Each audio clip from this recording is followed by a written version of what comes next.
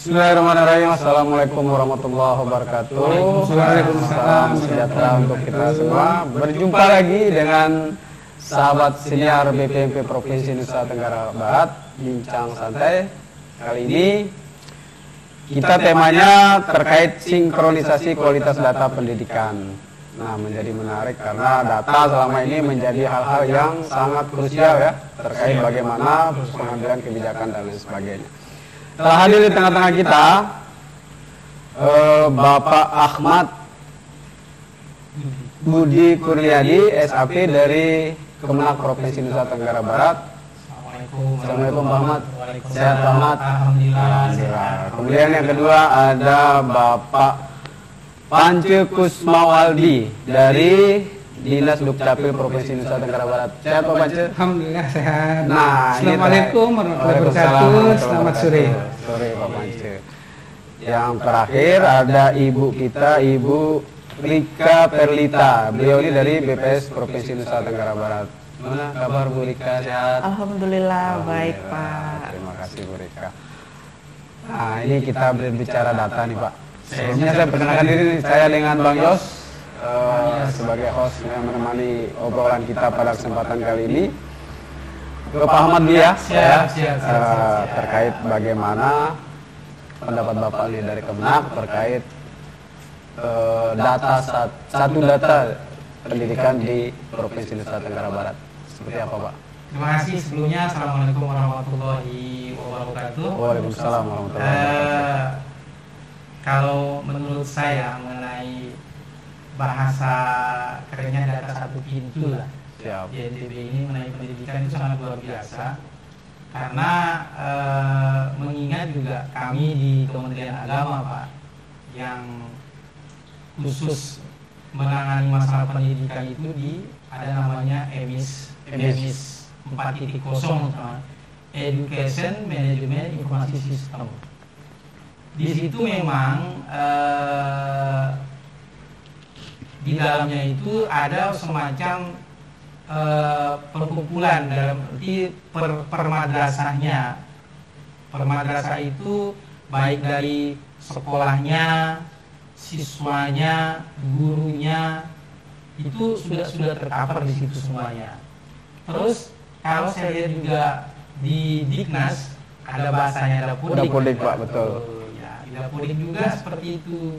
Cuman untuk sinkronisasi datanya, mudah-mudahan ke depannya, alhamdulillah saya sangat support sekali dengan kegiatan-kegiatan sinkronisasi data dari BPMP ini luar biasa, karena saya hampir 5 tahun lah sudah di Kementerian Agama di kantor itu, untuk memang susah sekali loh Pak. Berbicara data Pak ya? Berbicara maka data, karena ini kan datanya data real masalahnya Pak.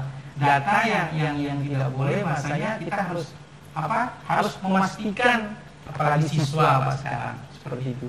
Perpindahan dari Dapodik ke EMIS bermutasi. Terus kalau di madrasah tersebut ya atau di sekolah Dapodik tersebut mengeluarkan bahasanya bukan bermutasi Pak. Itu yang menjadi dinamika luar biasa Pak ya. Betul sekali, Bang Yos, betul sekali. Itu yang menjadi kendala buat kami. Cuman saya sangat bersyukur sekali, mudah-mudahan dengan adanya kegiatan sinkronisasi data ini yang pada tahap 1 akan muncul nanti tahap-tahap berikutnya, insya Allah NDB ke depan dengan bahasanya untuk sinkronisasi data tersebut, insya Allah baik kami dari Kementerian Agama atau dari Dukcapil atau dari BPS, bahkan dari KPU sekalipun, dengan mudah kita mengakses semuanya. Saya sangat bersyukur sekali diundang dalam arti untuk mensinkronkan data. Itu juga saya Pak. Terima kasih Pak. Nah, kebetulan ini ada dari Dukcapil nih Pak Panca. Ini kan kita berbicara NTB 1 data, ini tidak terlepas dari Dukcapil Pak. Data anak-anak kita begitu dia dilahirkan otomatis mempunyai data kan Pak ya.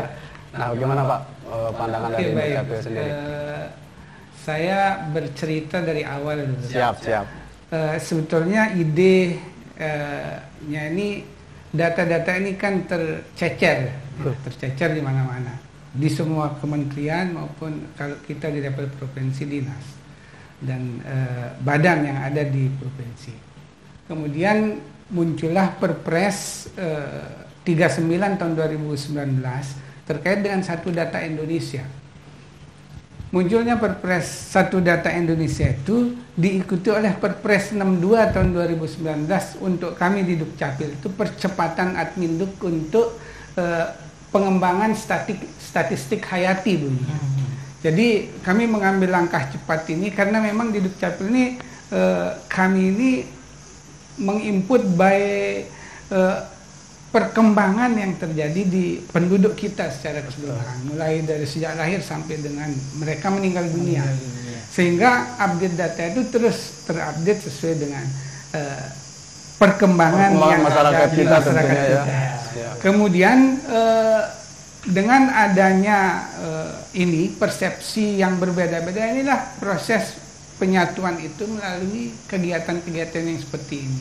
Kita berharap kesinambungan ini bisa terus berjalan sehingga nanti ke depannya arah Satu Data Indonesia itu menurut teman-teman di Bappenas itu satu data yang bisa dipakai bagi pakaikan di untuk semua semua dinas instansi, dan harapannya nanti tidak ada yang bias. Jadi instansi A kalau data sekian, yang instansi B juga harusnya data yang sama. Itu harapannya. Jadi Saya satu kira data, terima Pak, ya. kasih. Ini memang waktu yang tepat untuk kita menyesuaikan dengan perpres yang dibuat tadi. Saya kira ini terima kasih. Terima kasih Pak Panca. Ini giliran Ibu Rika Perlita ini Bu. Gimana Ibu pendapat dari BPS sendiri tentang Satu Data Pendidikan ini? Seperti apa kira-kira Ibu gambaran di sana?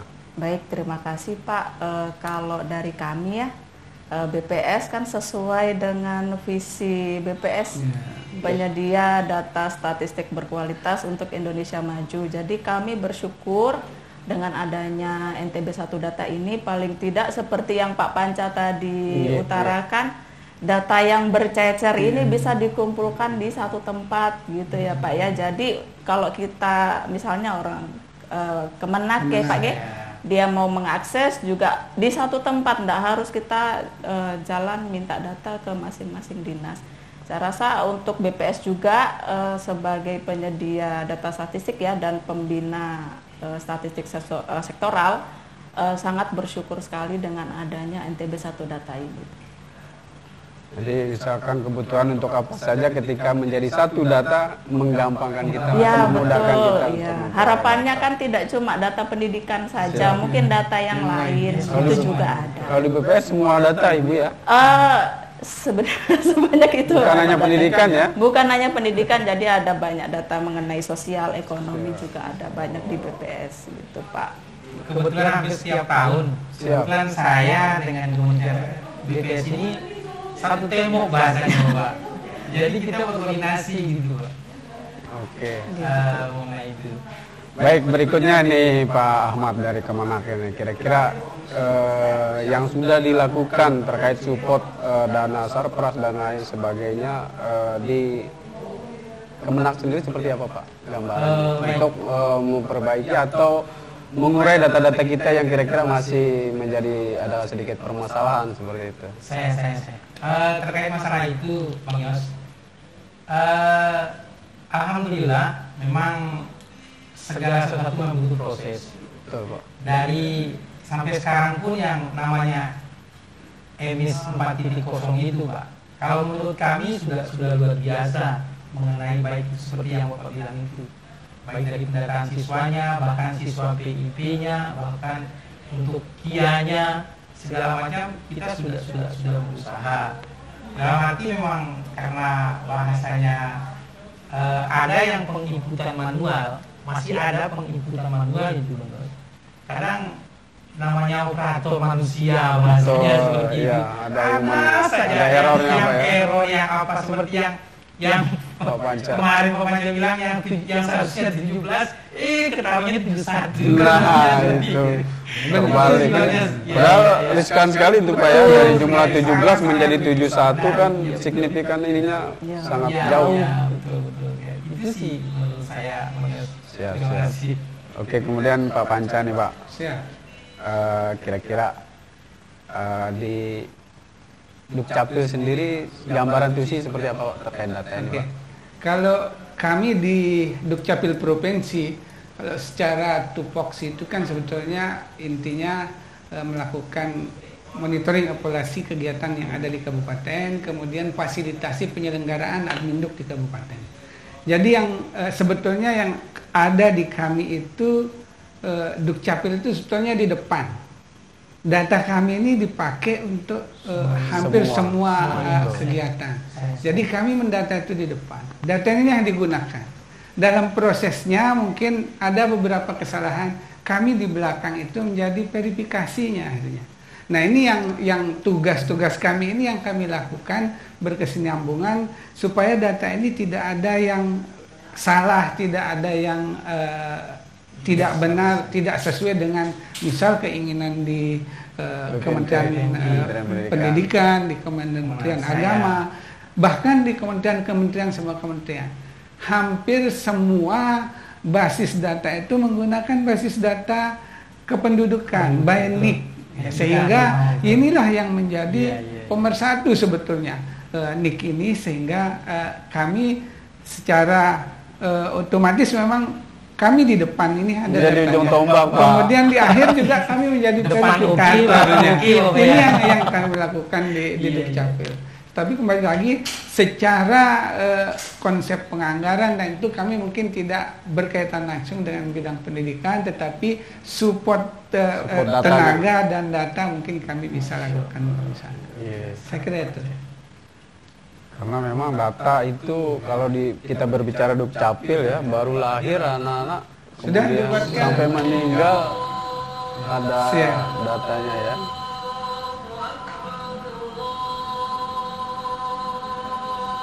Kemudian Bu Rika. Bu Rika. Manggilnya begini Pak, biasa kalau teman-teman saya, Rika.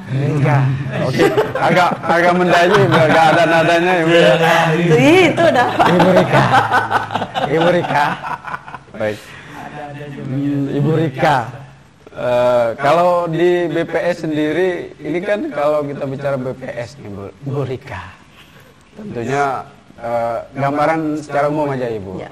TUSI di BPS sendiri seperti apa Ibu terkait data ini? Ya seperti dengan namanya Pak, jadi kan kepanjangannya BPS adalah Badan Pusat Statistik.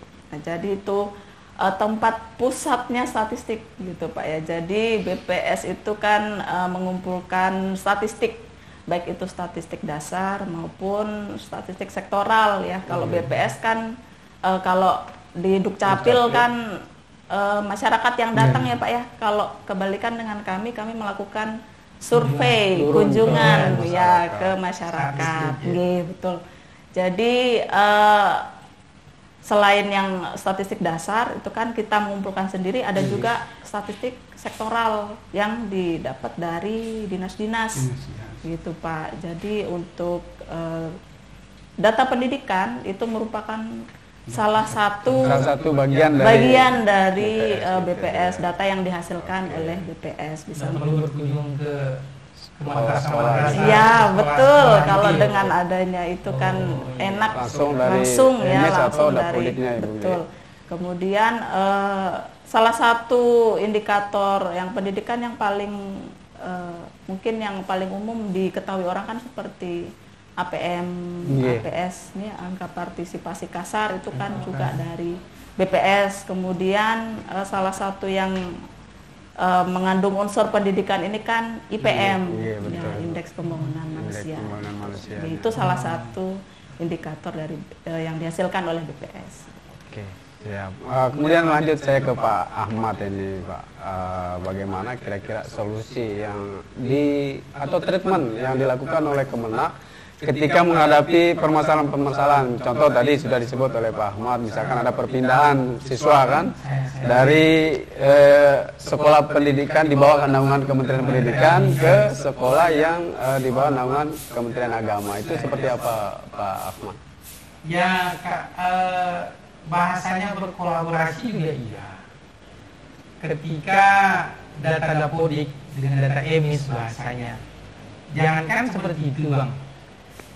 Di EMIS sendiri pun antara madrasah dengan yang satu dengan madrasah yang contoh di pihak RA. RA ini sudah meluluskan. Dia sudah naik di kelas 1 MI. Sementara ketika nanti di kelas 2 ada pendataan ulang bahasanya, yang RA ini masih di RA, belum diluluskan. Maksudnya di RA. Sementara pendataannya itu kan dia juga karena memang menyangkut anggaran BOS, itu ya dikendara juga. Terus bahasa kasarnya karena misalnya pihak operatornya, oh iya nanti yang seharusnya yang mengklik keluar mengklik mutasi, di situ kan ada dua, mutasi sama keluar. Ketika dia mengklik mutasi, otomatis dia pindah dari RA ke MI. Kalau dia mengklik keluar, nah dan itu yang dikendali Pak. Makanya saya bilang apalagi kita mau berkolaborasi atau sinkronisasi dengan data publik. Tapi alhamdulillah sejauh ini juga karena memang intinya di saya di MIS itu yang penting satu, siswa itu betul-betul terdaftar di MIS, terdaftar di sekolah itu. Ada NIK-nya, ada NISN-nya. Dan yang kedua, ketika dia lulus sekolah, dia itu betul-betul mendapat ijazah yang sesuai. Nanti berarti ketika dia mau terjun ke Diknas, ke SMP, ke SMA, data bisa digunakan, bisa dimutasikan langsung gitu Pak. Itu yang kadang-kadang menjadi kendala. Baik saya selalu berkoordinasi dengan pihak KCD. Nah itu baru saya mau tanyakan Pak, bagaimana proses sinkronisasi data dari MIS ke Dapode ini Pak? Kebetulan di sana saya karena memang kita partner di Diknas KCD, ada Pak Solihin namanya. Alhamdulillah Pak, ketika permasalahan saya, Bang Bud, ini ada masalah ini siswanya abang nih kuntang lantung segala macam katanya. Bagaimana ini masalah untuk SMP ini bagaimana? Apa yang bisa saya bantu? Tolonglah dimutasikan ke madrasahnya. Karena memang di MIS itu yang paling dominan itu di madrasah Pak. Kami di kabupaten itu hanya bahasanya menyetujui, mengarahkan. Seperti itu. Yang dominan mengeluarkan, memindahkan itu di madrasah. Operator madrasahnya, operator sekolah. Beda sama Lepudik. Lepudik itu kabupaten pun bisa sampai pas tadi pelajar ngomong, bahkan mengeluarkan dari kabupaten pun mereka bisa. Tapi kami nggak bisa Pak. Betul-betul orang madrasah itu sendiri yang bekerja.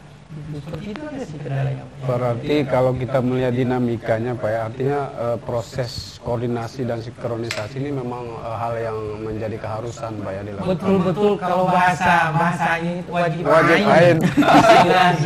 Betul-betul wajib betul-betul. Karena memang ya namanya masa depan namanya anak Pak.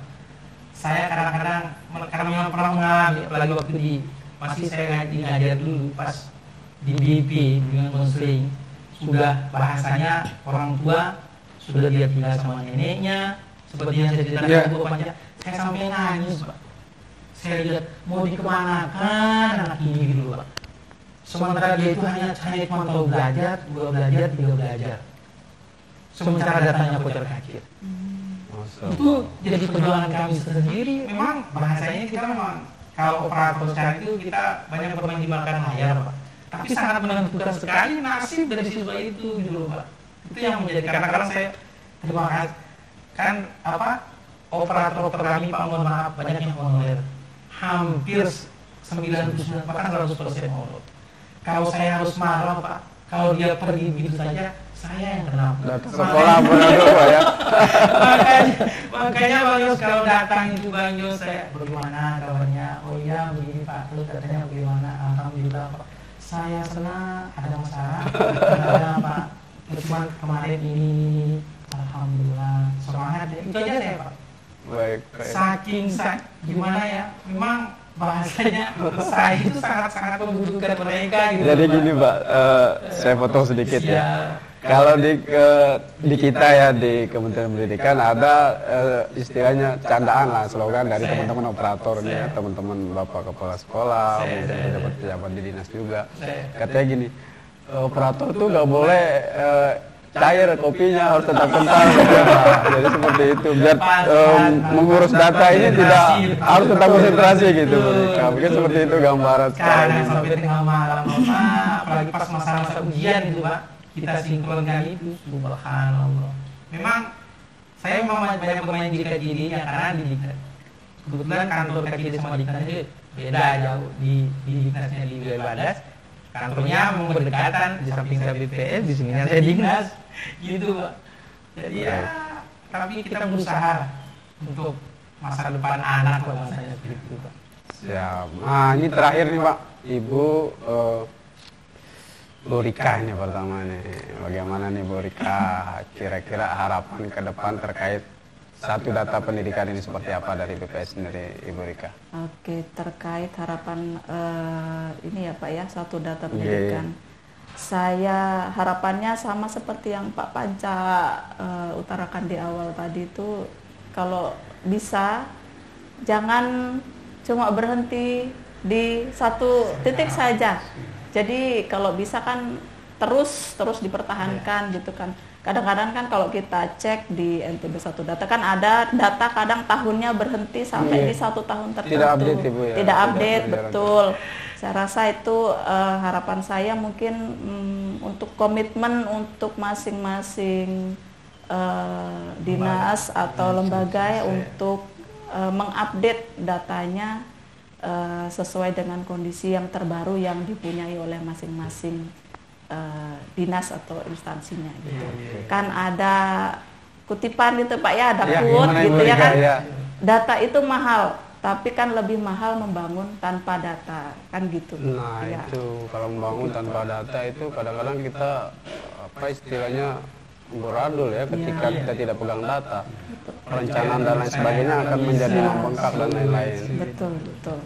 Kemudian dari Kemenak sendiri Pak Ahmad, seperti apa harapannya terkait NTB 1 data ini? Ya ke depannya mudah-mudahan namanya kita sama-sama berusaha ya Pak Panca, Bu Rika.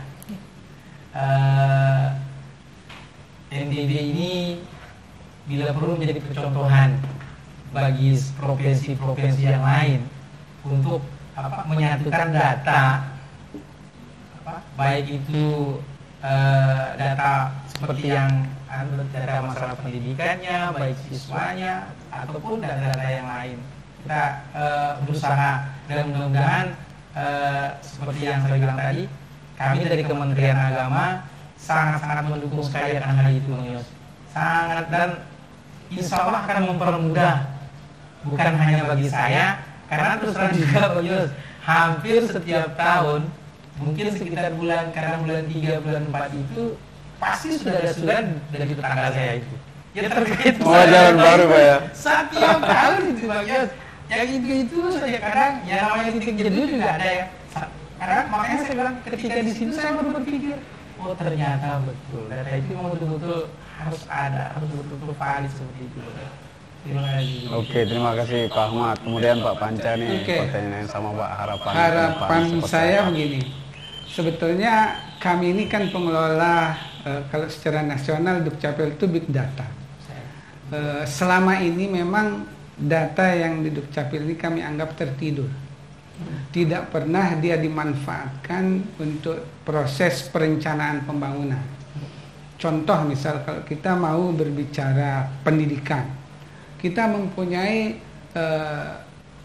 basis data terkait usia anak sekolah. Ini tidak pernah dijadikan bahan perencanaan. Contoh sederhana seperti yang saya sampaikan kemarin, kita misal angka anak usia 6 tahun. Saat ini kita punya sekian. Kita tidak pernah menghitung rombongan belajar itu jumlahnya sekian. Terus jumlah kelas kita sekian. Ternyata dari total jumlah anak 6 tahun, ternyata di Kota Mataram misalnya kurang sekian kelas. Tidak pernah digunakan untuk perencanaan itu. Kemudian data ini ada, tetapi tidak dimanfaatkan oleh pengambil kebijakan. Kami inginnya, ini ada data, silakan dipakai. Kami siap memberikan data itu, tetapi dengan ada persyaratan. Permendagri 102 mengamanatkan kerjasama dan hak akses. Bagi instansi pengguna silakan dia melakukan kerjasama dengan kami. Hak akses apa kebutuhan data yang diinginkan bisa dilihat di data Dukcapil.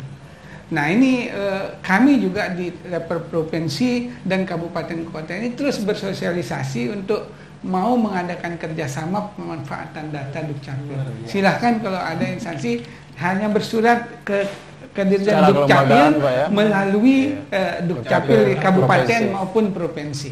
Maka begitu keluar persetujuan, hak akses bisa didapat. Baik. Sebetulnya cepat sebetulnya prosesnya. Cuman memang mungkin dalam tanda petik masih kita melihat data ini hanya oh ini data, tetapi tidak digunakan untuk proses Penggunaannya selanjutnya. untuk selanjutnya. Tidak ada yang sulit kalau kita sudah berkolaborasi. Baik. Bahkan baik. yang kalau saya yang lebih ekstrim misal, data kami di Dukcapil ini kan sudah saya anggap bilang lengkap juga mungkin tidak ya. Kalau ada kejadian pesawat jatuh misal, kemudian hanya ketemu jari-jarinya saja ditempel di alat kami, Bisa ketahuan ketemu, ya? siapa orangnya Masya Allah. tanpa perlu Cek postmortem, fisik dan lain sebagainya. antemortem yang dilakukan Iya. ya, karena semua sidik jari kita sudah ditempel di alat kami sehingga direkam, sehingga kalau dengan menempel jari yang ketemu saja ketahuan di mana alamatnya, siapa orang tuanya, belum ketahuan. Itulah karena ini memang belum termanfaatkan dengan baik, belum ada kesadaran kita bahwa menggunakan data untuk proses perencanaan pembangunan belum. Saya pikir baru sebagian kecil lah dari kita semua ini memanfaatkan. Mudahan dengan acara seperti Ya, ini betul. data-data Harapan itu bisa dari dihargai dan Dukcapil, dimanfaatkan siap, untuk proses oke. perencanaan. Itu saja. Jadi seperti itu teman-teman, Bapak Ibu sekalian, kalau kita berbicara data ternyata penting kolaborasi kerjasama semua pihak di antara semua lini instansi dan lain sebagainya untuk bagaimana menyatukan data ini. Bagaimana peruntukan ke depan, perencanaan dan lain sebagainya adalah data yang baik dan valid tentunya. Sekali lagi terima kasih Ibu Rika, Pak Ahmad dan Pak Panca sudah Sama-sama. hadir di tengah-tengah kita bersama senior BPMP Provinsi NTB Bisa Bincang Santai. Demikian untuk episode kali ini. Jangan lupa tonton terus BPMP Provinsi NTB Bisa akan ada episode-episode selanjutnya tentunya membahas tentang pendidikan. Sekali lagi terima kasih. Wabillahi taufiq wal hidayah. Assalamualaikum warahmatullahi wabarakatuh. Salam sehat untuk kita semua. Sehat.